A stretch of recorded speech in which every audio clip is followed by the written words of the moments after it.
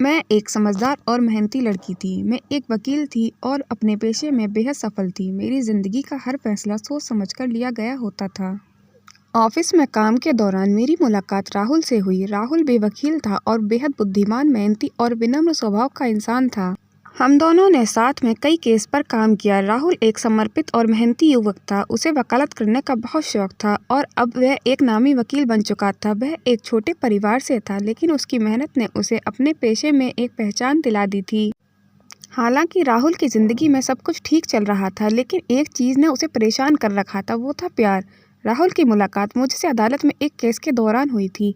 मैं एक शानदार और बेहद होशियार वकील थी। उसकी आंखों में आत्मविश्वास और चेहरे पर एक हल्की सी मुस्कान थी जो किसी को भी आकर्षित कर सकती थी। मैं किसी केस के दौरान राहुल से पहली बार मिली थी और जैसे ही हम दोनों ने एक दूसरे से मिले, मुझे कुछ खास महसूस हुआ था। हमारी बातचीत सहज और दिलचस्प थी और राहुल महसूस करने लगा कि मेरा साथ उसका दिल जुड़ता जा रहा था।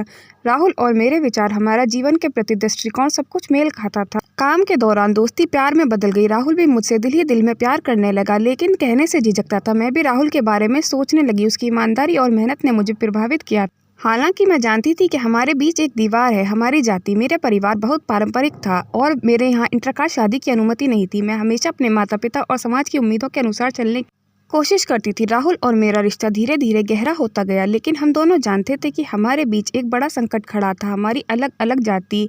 मुझे अपनी प्रेम भावना का सामना करना मुश्किल हो रहा था, क्योंकि मुझे डर था कि अगर मैं अपने परिवार को बताती तो हमारा प्यार कभी भी स्वीकार नहीं किया जाएगा। एक दिन अदालत में एक केस के बाद राहुल और मैंने साथ चाय पीने का फैसला किया। हम दोनों एक कैफे में बैठे थे और बातों के दौरान राहुल ने मुझसे सीधे सवाल पूछा, बानी, क्या तुम भी मेरे बारे में वैसे ही सोचती हो जैसा मैं तुम्हारे बारे में सोचता हूँ? मैं थोड़ी चुप हो गई। मेरे दिल की धड़कन तेज हो गई। मैंने नजरें झुका ली और धीरे से कहा, राहुल, मैं तुम्हारे बारे में बहुत सोचती हूँ, लेकिन मेरे लिए यह आसान नहीं है। राहुल ने मेरी आंखों में झांकते हुए क्या हम कभी अपने दिल की बात एक दूसरे से कहने का हक नहीं रखते? क्या सिर्फ हमारी जाति ही हमारी मोहब्बत को रोक सकती है? मेरी आंखों में आंसू थे। मैंने गहरी सांस ली। राहुल, मेरा परिवार बहुत पारंपरिक है, उन्हें ये कभी स्वीकार नहीं होगा। मैं तुमसे बहुत प्यार करती, लेकिन मैं अपने परिवार को भी नहीं छोड़ सकती। मुझे लगता है हम दोनों का यह प्यार अधूरा ही रहेगा। राहुल के चेहरे पर निराशा की छाया आ गई, लेकिन उसने अपनी भावनाओं को दबाया और कहा, मैं जानता हूँ बानी, लेकिन क्या हमें कभी ये कोशिश नहीं करनी चाहिए? क्या हमें डर के कारण अपने दिल की बात को दबा देना चाहिए?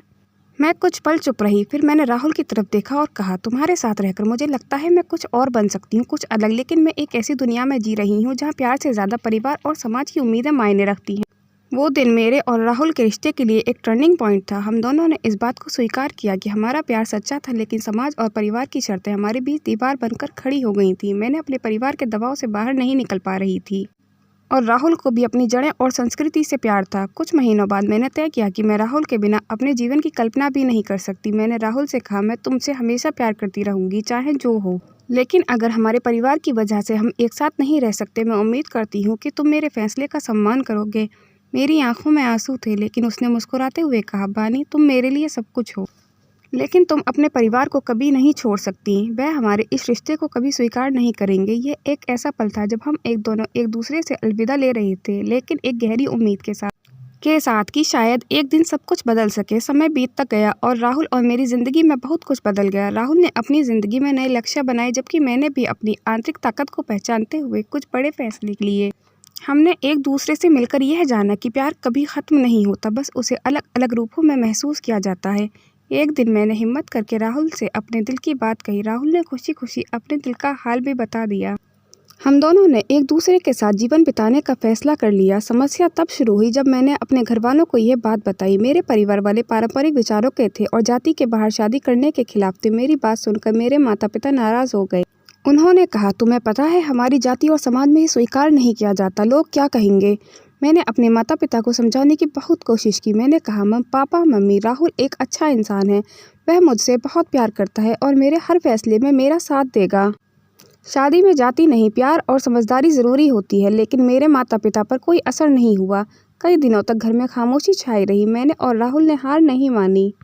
मैंने अपने माता पिता को ये विश्वास दिलाने के लिए राहुल से उन्हें मिलने का आग्रह किया। राहुल ने मेरे माता पिता से मुलाकात की और उन्हें अपनी ईमानदारी और अच्छे स्वभाव से उन्हें प्रभावित किया।